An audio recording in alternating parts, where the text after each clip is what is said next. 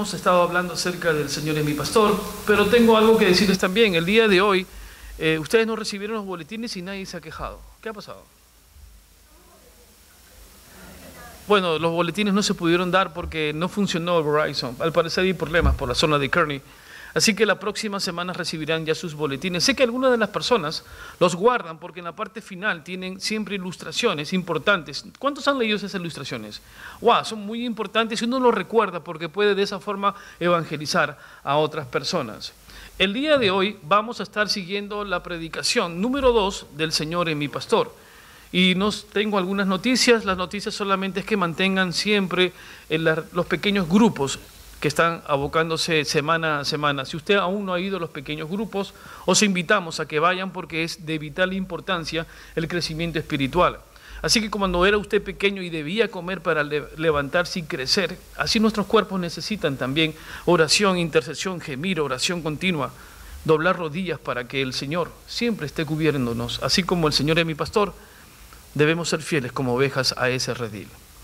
Vamos a abrir nuestras Biblias en lo que es el Salmo 23. Y el domingo pasado habíamos comenzado ya la predicación de este Salmo y habíamos aprendido la primera palabra, ¿por qué el Señor es mi pastor? Ahora quiero continuar la exposición y 2 semanas más adelante para finalizar el Salmo 23. ¿Lo tenemos todos? Aquellos que trajeron sus boletines deben estar en la parte de atrás del boletín, la palabra, el Salmo 23. Dice la palabra de Dios en el nombre del Padre, en el nombre del Hijo y del poderoso Espíritu Santo que habita en nosotros. Jehová es mi pastor, nada me faltará. En lugares delicados pastos me hará descansar. Junto a aguas de reposo me pastoreará. Confortará mi alma y me guiará por senda de justicia por amor de su nombre. Aunque ande en valle de sombra de muerte, no temeré mal alguno porque tú estarás conmigo. Tu vara y tu cayado me infundirán aliento. Aderezas mesa delante de mí, en presencia de mis angustiadores. Unges mi cabeza con aceite, mi copa está rebosando. Ciertamente, el bien y la misericordia me seguirán todos los días de mi vida y en la casa de Jehová moraré por largos días. Amado Padre, estamos frente a tu presencia, Señor. Venimos como un cuerpo para alimentarnos de estos pastos, Señor, que menciona el Salmo 23, Salmo central, Salmo entre salmos, Señor, expuesto de la experiencia propia de David y que nos da la enseñanza, Señor, de que somos ovejas de este redil. Permite que cada hermano y hermana, cada persona, joven o adulto que haya atravesado estas puertas, Señor, que llenen su gloria y los restaures conforme a tu voluntad. Ellos han llegado, Señor, y tú los alimentas, nunca echas fuera al que viene a tu casa, Señor. Y estamos aquí dispuestos, Señor. Sabemos que a veces en la semana no te honramos como debiéramos, por eso te pedimos perdón. Perdón por pecados de omisión, perdón por pecados voluntarios, perdón por el mal uso de nuestras lenguas, Señor. Y las dones que nos diste no lo pusimos a disposición de la iglesia. Perdónanos, Señor. Sé con nosotros en este día y llena este lugar con tu presencia y gloria, Señor, en las vidas de cada hermano y hermana, en el nombre de Cristo Jesús. Amén. La semana pasada les mencionaba que estábamos empezando a hablar acerca de la secuencia o secuela de lo que es Salmo 23.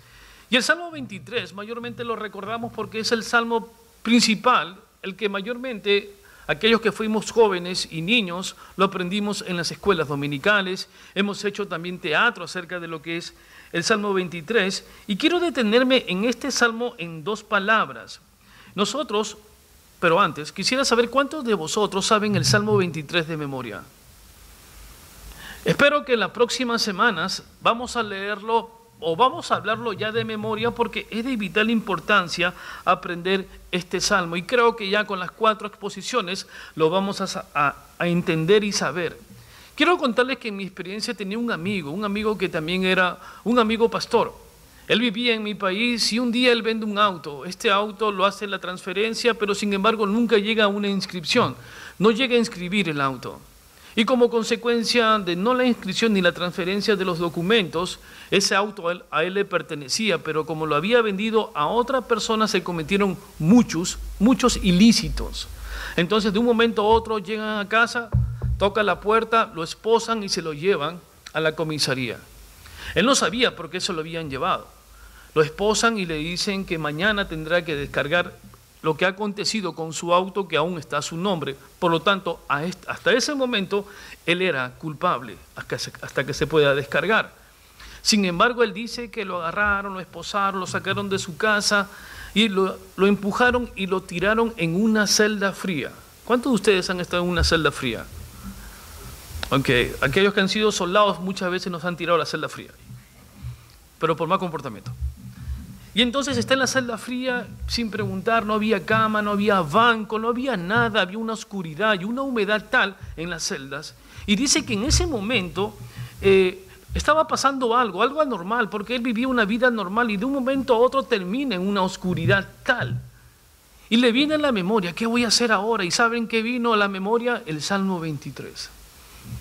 Y él comenzó a recitarlo, lo recordó y dice que hubo una paz y un reposo en su vida. Es por eso que siempre insto o siempre les recuerdo que es importante que algunas partes de la palabra de Dios esté en su corazón. Porque va a haber momentos en que usted no va a tener una palabra, pero va a estar aquí en su memoria. Y así como a este pastor va a traer ese reconfortarse en momentos tan críticos que a veces atravesamos. No habrá la palabra, pero dice en tu corazón, la inscribí, no en tu teléfono celular, no en tu iPad, en tu corazón está diciendo que tú lo vas a tener que recordar. Cuando insto que las porciones son importantes, porque miren, los pequeños aprenden las porciones. La canción, el Salmo 23, lo hemos aprendido a través de las canciones también. Pero vamos a ver ahora la reflexión que nos trae esta segunda parte.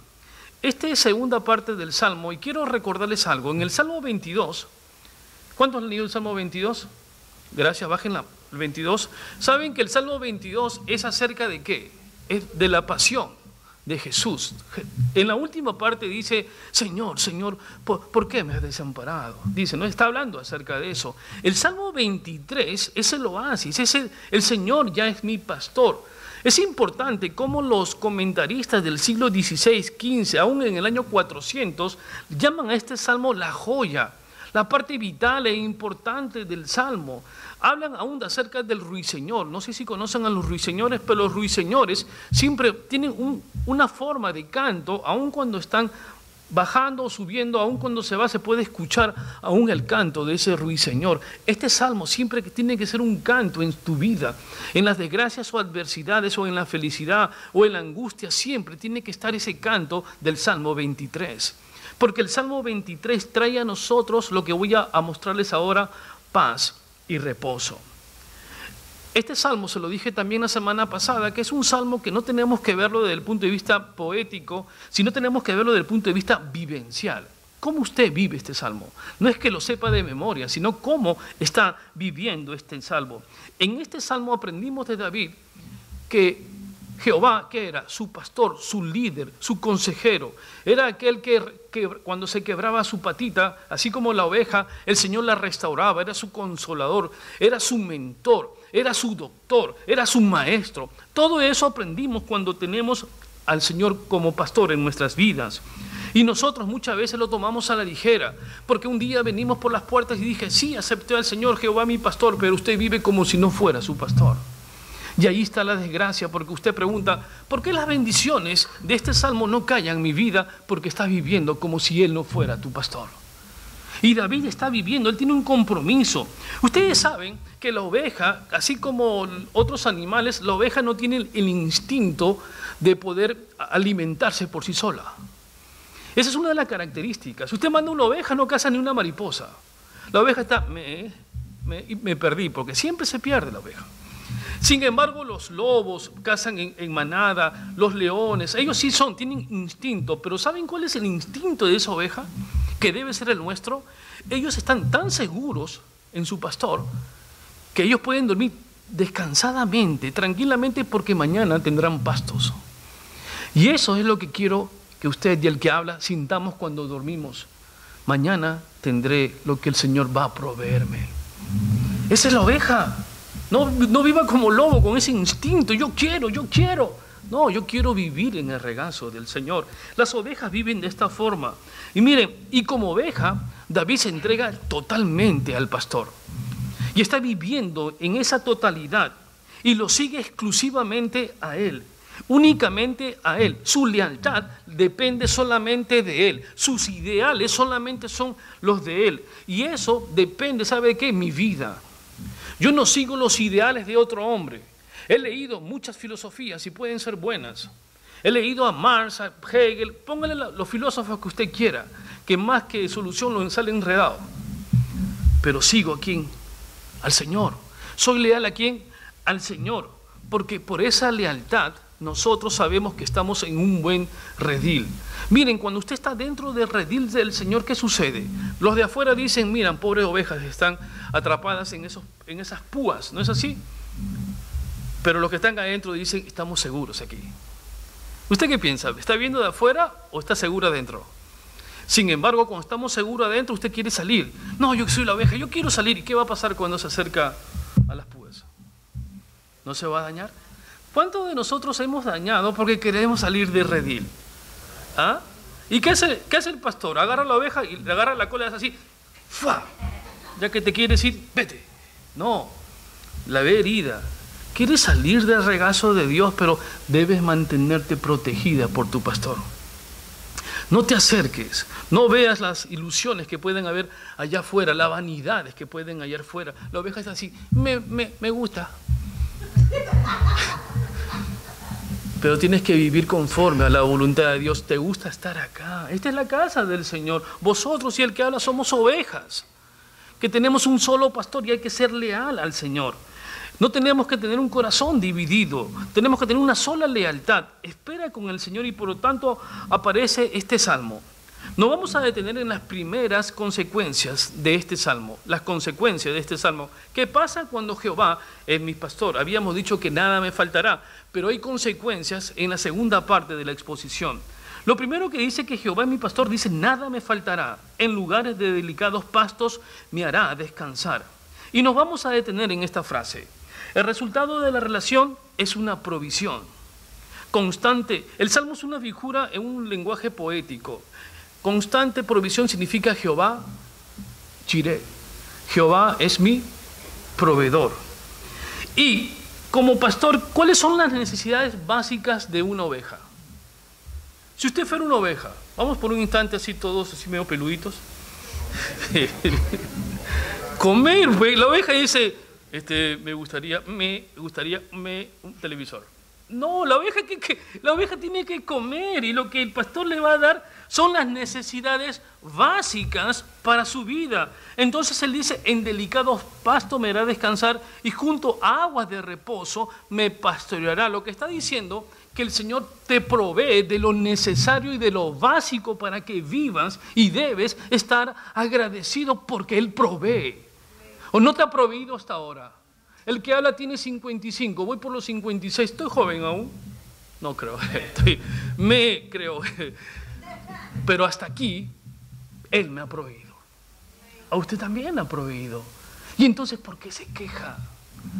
Porque su cabeza está en el otro lado y el cuerpo está acá adentro, en el redil. Hay mucho que entender de este significado. Mire, va más allá. Hablando de la provisión constante que el Señor hace a nuestras necesidades básicas, está señalando que la oveja necesita entonces de pastos y necesita de agua. Y quiero unir este salmo con una palabra. Me iba a mover y pensé que...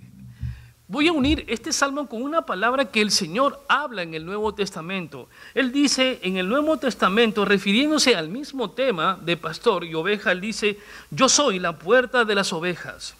El que por mí entrare será salvo y entrará y saldrá y hallará pastos. Y nuevamente tenemos aquí figuradamente el tema de encontrar pastos. Pero es interesante analizar lo que el Señor nos dice. ¿Qué significa esto? En el lugar donde el Señor estaba hablando, estas palabras eran en Jerusalén. Y cuando estaba en Jerusalén había un templo. Y en ese templo se ofrecían sacrificios de oveja y corderos. Y había una puerta que daba a Belén. Significa que las personas que tenían al cuidado las ovejas y los corderos entraban por la puerta de las ovejas que hasta ahora existe en Jerusalén. ¿Y qué pasaba ahí? Entraba la oveja, entraba el cordero y entraban para el sacrificio. Por lo tanto era una puerta ¿de qué? De muerte. Las ovejas entonces entraban para ser sacrificadas. Y aquí, metafóricamente, la oveja al ser sacrificada pagaba ¿qué? El pecado nuestro. Pero lo que me está diciendo el Señor cuando dice, yo soy la puerta y el que entra en mí hallará pastos nuevos, quiere decir que Él pagó tu pecado. Él pagó tu pecado. Dice, yo he pagado. Tú no necesitas ya nada de eso. Ahora soy la puerta. Simbólicamente el pecado era cubierto por la oveja, pero ya no es necesario porque yo soy la puerta.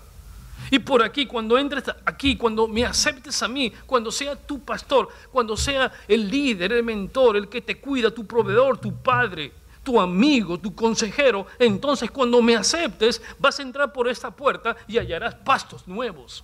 Eso es lo que me está diciendo. En esta puerta es una puerta no de muerte, es una puerta de vida.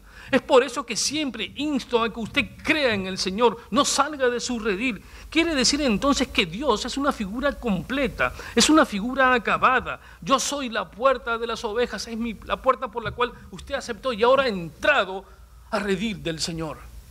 A redil, deje toda la escoria, toda la paria de los pensamientos absurdos afuera y no los traiga aquí a redil porque es bien contagioso. ¿O no es así? Los piojos de las dudas saltan. No se rasquen la cabeza, ¿no? Pero las dudas crecen y aquí tenemos que vivir en el regazo del Señor. Jesucristo produce el milagro, ¿saben cuándo? Cuando la puerta se abre y digo, Señor, gracias, déjame entrar. Él nunca te va a echar fuera. Nunca. Siempre hay un lugar en esta mesa para ti. Siempre. Hay un lugar donde Él dice, te esperaba, ven, siéntate. Y uno viene toda rapastrosa y sucio y cochino, pero antes déjame que te ponga un traje nuevo. Miren, todo lo bueno que es el Señor, todo lo especial que es nuestro pastor. ¿Por qué vivir entonces con el rostro languidecido? Así. ¿Por qué? ¿Por qué alabar? El Señor. No, usted viva en el gozo. Usted es una oveja gordita en el Señor, o sea, espiritualmente. No estoy hiriendo a las... Pero espiritualmente somos... A mí me gusta ser gordo en el Señor, espiritualmente, sí. Y ser loco también, porque la Biblia dice, somos locos por Jesús. Las ovejas, hay ovejas locas. Bueno, eso le cuento otro día, porque conozco una oveja más loca. Ok, ahora es importante que en este versículo hay dos palabras, justamente no son aquellas que centramos nuestros pensamientos en la parte visual. Muchas veces centramos el pensamiento en dos cosas. Primeramente centramos en los pastos y ¿qué más? En el agua. Significa que ese es el pensamiento visual, porque siempre nuestras mentes es lo visual. Pero aquí la palabra importante ni siquiera es agua ni pastos. Las palabras importantes, ¿saben cuál es aquí? Paz y ¿qué más? Leamos, dice aquí. Dice, por un lado primeramente son que Él me hace descansar y luego viene el reposo. Por lo tanto, descanso y reposo son las palabras importantes en este versículo. Descanso y reposo. Y vean, nosotros tenemos una lucha por la vida, por ganar el pan, de la lucha por la supervivencia, de la lucha por trabajar mis 8 o 10 horas para poder tener descanso. Y sabemos muy bien que a veces esa lucha por la vida y por tener que trabajar nos angustia, ¿o no es así? Nos angustia y a veces también nosotros tenemos que vivir porque estamos proveyendo y a veces nos sentimos desamparados, pero tenemos que vivir en el descanso del Señor, en el reposo del Señor, porque si no, la vida va a ser alterada, afanada, preocupada, abrumada y tensionada, y uno no va a estar en la felicidad, ni siquiera va a poder disfrutar de lo que está haciendo. Y cuando vivimos de esa parte, nos esforzamos y esas fuerzas se van diluyendo, pero no en el gozo, sino estamos tan angustiados de trabajar que solamente pensamos en el trabajo y no podemos buscar la felicidad, de lo que el Señor quiere. Conversaba con un amigo médico que es un gastroenterólogo, lo dije bien, ¿no? Gastroenterólogo, de la barriguita que tenemos nosotros. Y él me decía, conversando con él, porque él es un filósofo y cuando estudiamos filosofía en el Perú, él me decía, ¿sabes qué? Estuve la vez pasada viendo tantos casos del estómago en la parte de gastroenterología y me di cuenta de algo. Mi primera pregunta era, ¿para qué trabajamos? Esa es una buena pregunta de un médico del estómago. ¿Y sabe lo que él me dice? Trabajamos para poder alimentarnos. La parte principal de nuestra vida, ¿cuál es? El alimento. Entonces, cuando usted pone en la mesa de su casa, el alimento, ese es el fruto de su trabajo. Y cuando ese fruto de trabajo se lo agradece al Señor que se lo dio, hay bendición en su vida.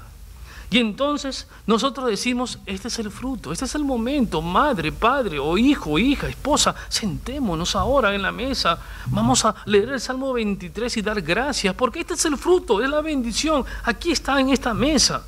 Pero ¿qué sucede? Conversaba y él me decía, pero la gente corre, desesperada, come parado, come sentado, come echado, pero él está desesperado, no disfruta el fruto de su trabajo. ¿Cuántos de nosotros hemos tomado desayuno en el auto? O sea, a ver, ¿cuántos? Va el café, y vamos así porque tenemos que ir al trabajo, pero sucede que estos afanes no nos hacen vivir, sino que tensionan, y cuando tensionan, ¿quién sufre? Y termina donde, mi amigo. Porque es así, nosotros deberíamos disfrutar el fruto y no se dan cuenta que la gran bendición que el Señor te dio fue ese fruto del trabajo, el haber disfrutado ese pan, esa mantequilla y un té, no importa, pero te proveyó. Nunca te quejes del Señor, porque hasta ahora no veo a nadie que aquí haya sufrido tanto como gente que realmente no tiene nada. Vivimos en una economía, pero entre la economía histórica, compárela con el pasado, esta es la mejor que hay. Aunque hay muchos pobres, pero es la mejor que hay. Y muchos siempre quejándonos, viendo el lado malo, lo malo. ¿Por qué no ve el lado bueno? ¿Por qué no ve ese lado bueno que siempre hay en lo malo? ¿Por qué siempre ve el lado malo? Una oveja, ¿no? Esa es oveja mitad negra, mitad blanca. Pero eso no pasa aquí. Miren, nosotros tenemos que ser agradecidos entonces al Señor por las bendiciones tan grandes que nos trae. Y quiero traerles que esto no es de ahora. No quiere decir que ahora, esta humanidad, este siglo, sino quiero recordarles a aquellos que leyeron el libro de Éxodo. Cuando Israel sale de Egipto y se encuentra en el desierto, se encuentra en un ambiente que es hostil. El desierto no es algo que usted quisiera pasear. ¿O cuántos quieren ir a pasear al desierto? Nadie.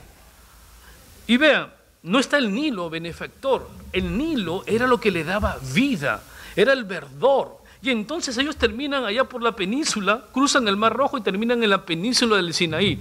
Por un lado verde y pastos y agua y frescura de vegetación, y ahora terminan por allá, en el desierto. Hostil, en extrema necesidad. Y comienzan a inquietarse, ¿por qué? Por la comida. Que sí, y el pobre, que allá comíamos codornices, que allá comía carne, y comienzan ahí la crítica, ¿no? Eso no pasa en el CCP, por supuesto, pero ellos comienzan porque nadie critica el pan que comemos aquí, ¿no? ¿Sí o no? Al contrario, dicen que es más grande, ¿no? El pan. Sí, ok, está bien. Pero vean, ellos comienzan a criticar, pero no se dan cuenta, miren lo que va a pasar al final de los 40 años. Al final de los 40 años, Moisés, ya viejo, dice: el Señor en estos 40 años ha estado con nosotros y no nos faltó nada. ¿Se dieron cuenta? El Señor les proveyó. Ellos se criticaron, pero en 40 años Moisés le pregunta antes de morir: ¿y qué les faltó? Y el pueblo dice: nada. Yo les pregunto a ustedes, ¿qué les falta? Nada.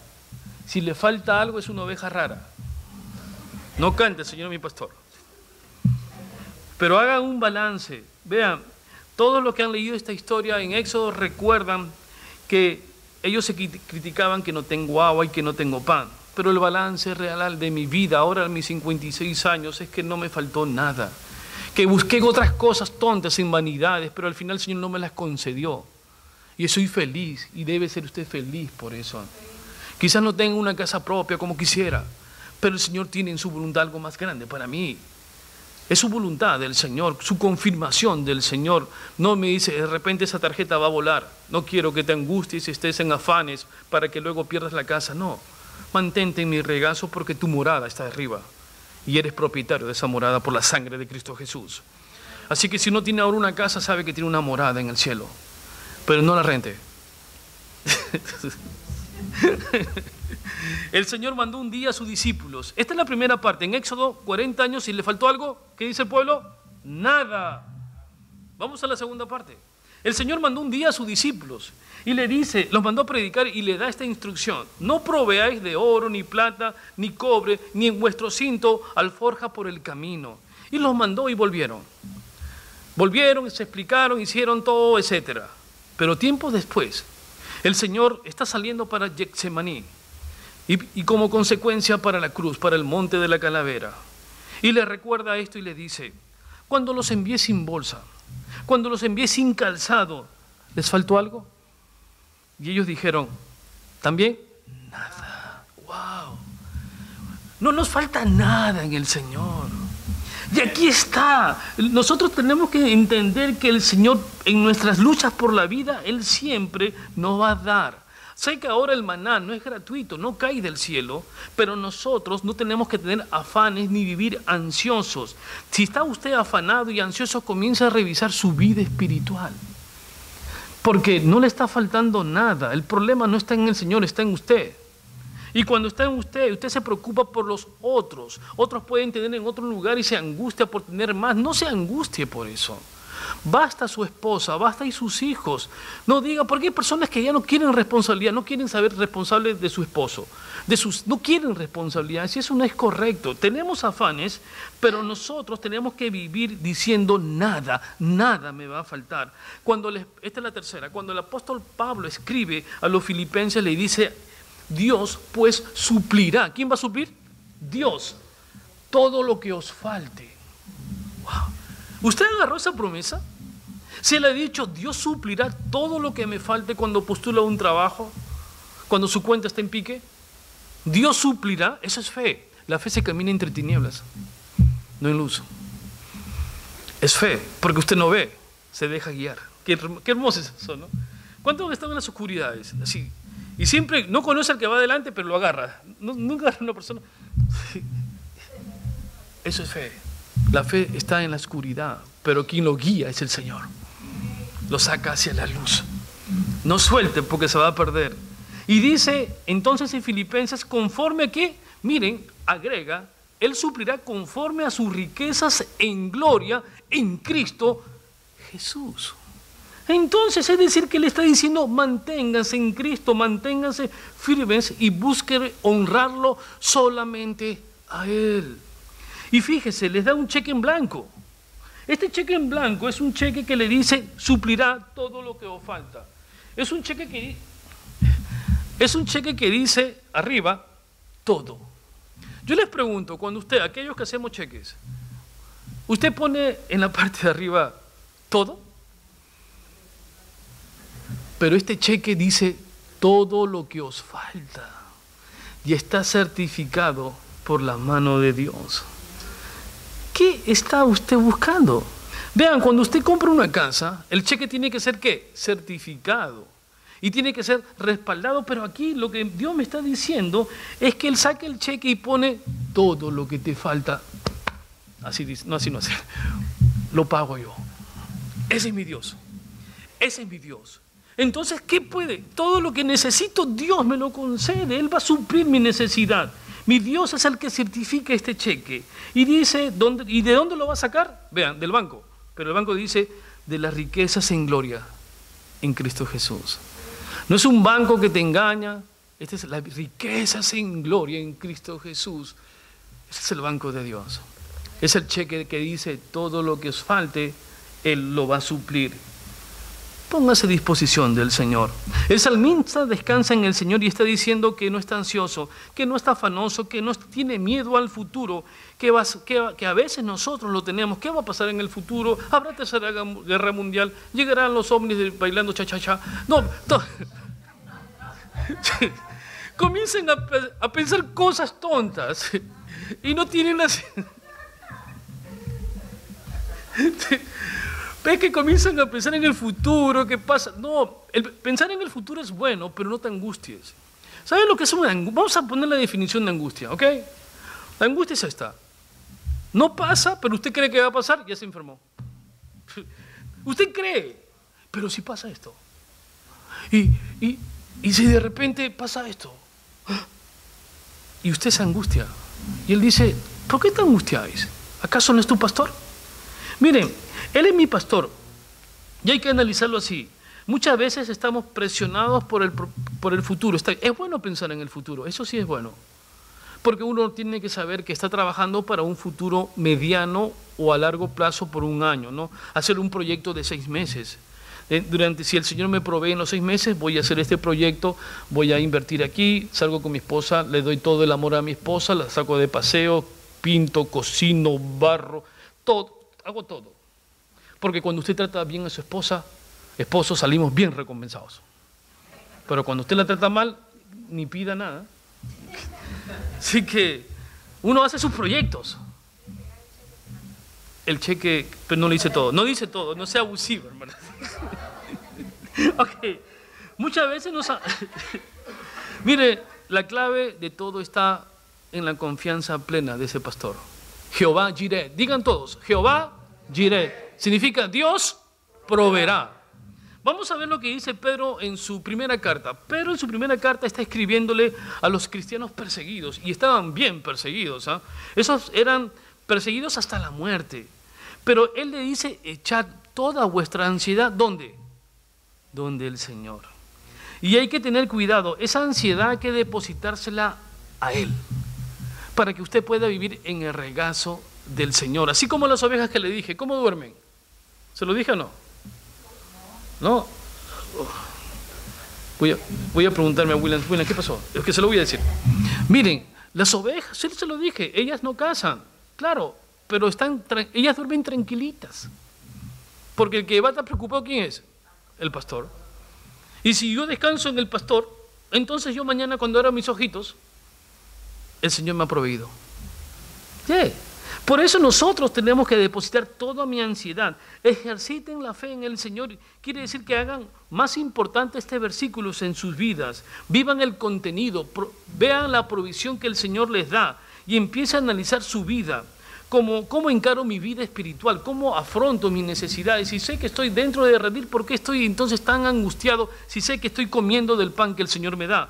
Y quiero decirles que la palabra de Dios habla de 2 panes, y no los habla del punto de vista del trigo, sino los habla de 2 puntos de vista totalmente diferentes. El primer pan que habla es el pan de dolores. Este pan de dolores dice: cuando os levantéis de madrugada y vayáis tarde a reposar y coméis pan de dolores. Y hay gente que realmente come pan de dolores. Tiene una vida que puede tener trabajo y casa, pero siempre viven adoloridos, viven angustiados, viven en necesidad, viven enfermos. Eso se llama pan de dolores. Pueden tener una casa hermosa y todo, pero no están viviendo, sino con los pan de dolores, porque comen en medio de tensiones, de problemas, de seguridad, de que si le falta esto, que si me roban, que si guardaespaldas. Viven así angustiados y no pueden dormir. Y como no pueden dormir, ¿qué haces? Se toman tu pastilla para dormir, otra para despertarse, otra para dormir, otra para despertarse. Y no sabe si se tomó la de despertarse o de dormir, y están así. Viven así, pan de dolores. Es decir, que estas personas no disfrutan de lo que el Señor le está proveyendo. Pero vean, en Eclesiastés dice lo siguiente, vean lo contrario, dice Eclesiastés: anda y come tu pan. ¿Con qué? Con gozo. Y bebe tu vino, ¿con qué? Vive tu vino con un alegre corazón. Esa es la forma. Quizás mi casa no sea el palacio, pero ahí habita Jesús. Quizás no tenga todo eso furnitures, en inglés, lujosos. Quizás me lo compré de segunda, vine ahí, lo limpié. Ahí está, mis vasitos usados. Mi mueble también lo recogí ahí, lo metí también ahí. Ahí está, mi televisor me lo encontré en la calle y lo puse ahí. Todo está ahí. Todo usadito, pero ahí habita Jesús. Y cuando como mi pan, lo como en el gozo del Señor. Dios es grande, Dios es grande, Él es mi proveedor. Idealmente comer el pan con alegría, es que decirle, esa alegría que rebosa. ¿Usted ha visto el niño cuando es pequeño? Usted es niño, hermano, no olvídense las arrugas, bórrenla, tengo un borrador acá. No, somos niños. ¿Cómo es el niño cuando come algo que le gusta? Vean sus ojitos, ¿cómo los hacen? A ver, pongan los ojitos de niños. Pero tienen que ayudar. Hágame ojitos de niños, a ver. Ahí está. Vea, cuando el niño disfruta, ¿qué hace? Lo primero que sus ojitos se abren. Es la forma como uno dice cuando disfruta su pan, su comida. Señor, gracias. Esto me lo pusiste tú, Señor. Oh Dios, no puedo pagártelo. Y el Señor te dice: come, Gracias, Señor. Gracias, Señor. Dios es grande. Miren, idealmente tenemos que comer entonces el pan con alegría. Y esto no es la clase de pan, sino la actitud, cómo recibes lo que el Señor te da. Es tu actitud. No es cómo vas a comer, sino la parte espiritual de recibir la provisión del Señor. Quizás no sea mucho, pero recíbela, porque si lo recibes ahora, quizás sea la puerta a algo más grande. Una pequeña bendición abre una puerta a una catarata de bendiciones. Imagínese una catarata de bendiciones cayendo sobre usted, solamente porque usted dijo, el Señor es mi pastor. Nada me va a faltar. El Señor del monte nos enseñó a orar. ¿Y qué fue lo que dijo en el Padre Nuestro con respecto al pan? Dijo, ¿y el pan nuestro de qué? De cada... Ok, yo les pregunto, dijo, ¿y el pan nuestro de hoy, mañana, el próximo mes, el próximo año, hasta que me muera? No, Él dijo, cada día os daré. Cada día uno da gracias. Y cada día uno recibe su pan. Porque recuerden el maná, ¿qué pasaba cuando usted lo guardaba? Se pudría y no servía. Y siempre nos faltan. Eso no pasa en CCP. No, le voy a estos panes para mañana, este para mi tía, Y llega a su casa, gusanitos, y hola, y se acabó. No, el Señor dice, cada día voy a proveerte. Hoy, mañana y hasta cuando te llame, porque tú no mueres, solo dormimos en el Señor. Esa es la vida. Por lo tanto, debo centrarme mi vida solamente en que el Señor es mi pastor. El pan de mañana y de pasado y del futuro, todo fue proveído por Él. Créale al Señor, vive en la fe del Señor, gózase en ese Señor. Y el Señor te dice, yo te voy a dar el pan de cada día. Significa el alimento necesario para tu día. Ustedes, incluso en el Sermón del Monte les dijo a sus discípulos, cuando ustedes oren deben orar así, el pan nuestro de cada día. Y en el Sermón del Monte no solamente dijo eso, sino que agregó y les dice, vean las aves del cielo, no siembran ni ciegan, ni recogen en graneros, porque no tienen la capacidad de hacerlos. Pero ¿quién las alimenta?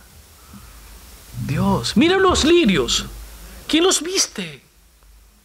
Ni Salomón pudo vestirse así, Dios lo vistió. Alimenta a las aves, viste a los lirios, no te va a alimentar a ti, que murió en la cruz porque tú eres su hijo. Lo va a hacer. Dios cuida de todas sus criaturas, absolutamente, y tiene que la capacidad para que nosotros usemos lo que nos dio. Tenemos nuestras manos para trabajar, pero son bendecidas. Debo reposar en el Señor. Y reposar significa debo estar durmiendo con la seguridad que Él tiene el control de todo. No, hay gente que a veces no puede dormir por algo que está pasando. Sé que entre nosotros hay alguien que está pasando un momento crítico por algo que va a pasar, pero el Señor ya lo hizo. Nunca olvide esto, el futuro suyo es el pasado de Dios. Se lo repito, el futuro suyo es el pasado de Dios. Porque Él es el Omega, ya todo lo que tiene que pasar ya pasó para Dios. Y si ya pasó, créale a Él. Que Él le va a dar, según su voluntad, y su voluntad es buena, lo que es mejor para usted. ¿Vio? Entonces yo deposito mi futuro y para Él es el pasado, por lo tanto todas las cosas ya fueron hechas. Ese es el Señor. Nosotros tenemos otras capacidades y en estas capacidades están poder construir, pero sobre todo recibir la bendición del Señor. Y Él sabe que ahí, y vean, para terminar en esta parte, David está hablando acerca de dos cosas. Primeramente, él habla acerca de las copas rebosando. Quiere decir que va a haber un buen tiempo rebosando, el momento hermoso, ¿no? Cuando usted está feliz y todas las cosas marchan bien. Pero también dice, cuando pasemos el valle de las sombras. O sea, dos cosas está hablando. Pero vean, pase el valle de la sombra de muerte o esté rebosando, nada me va a faltar. Nada, absolutamente nada. Y en esta mañana quiero que la presencia, la paz del Señor, el gozo del Señor y el descanso y reposo del Señor estén ustedes. Cambien su vida espiritual, hagan un análisis, pésese en la balanza de David, como le dije a mi hermano. La balanza de David es así. ¿Hacia dónde inclina mi vida espiritual? ¿Hacia el mundo o hacia Dios? En este caso debe ser radical, hasta aquí. Aquí tengo que estar. Señor, pésame. Él le dice, pésame, Señor. Y Él va a ver, te voy a pesar y voy a ver hacia dónde inclinas tu vida espiritual. Voy a ver si tienes dos señores. Y nosotros tenemos un Señor. En esta mañana que empieza, este domingo que empieza la semana, que nosotros demos gracias al Señor por la provisión que nos dio. Señor, quiero que en vosotros el Señor siempre sea su pastor. Y como voy a predicar la próxima semana, de vez en cuando no va a quedar el collado, en la cabeza y no va a jalar. Pero Él castiga a quien ama. Ten cuidado. Nunca preguntes, ¿y por qué le va a marchar todo bien? ¿Por qué Él está bien? ¿Por qué Él tiene todo? Porque ese tiempo el Señor lo entregó a sus concupiscencias. Y eso es lo más fuerte que hay en la palabra.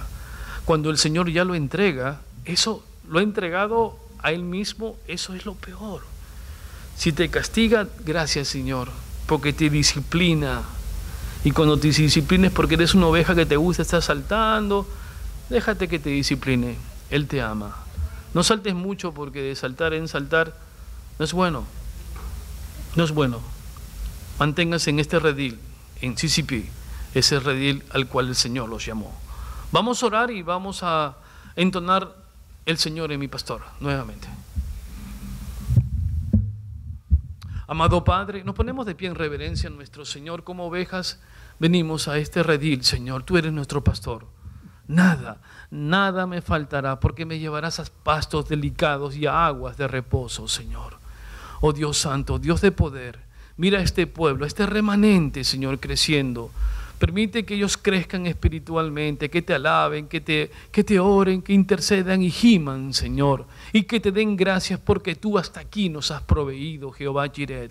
Hasta aquí nada me faltará, Señor, porque ese cheque que tú nos diste, Señor, que tú nos vas a dar conforme a las riquezas en Jesús, que todo lo que os necesitaréis tú lo vas a proveer, lo creemos y nos agarramos de esa promesa. Recibe, Señor, esta oración. Tú no eres un invitado, tú eres el rey aquí, Señor. Los invitados en esta corta vida somos nosotros. Te lo agradecemos, Señor. No tuviste la obligación de hacernos, pero tu amor se extendió por compasión y misericordia en el nombre de Cristo Jesús. Vamos a alabarle al Señor.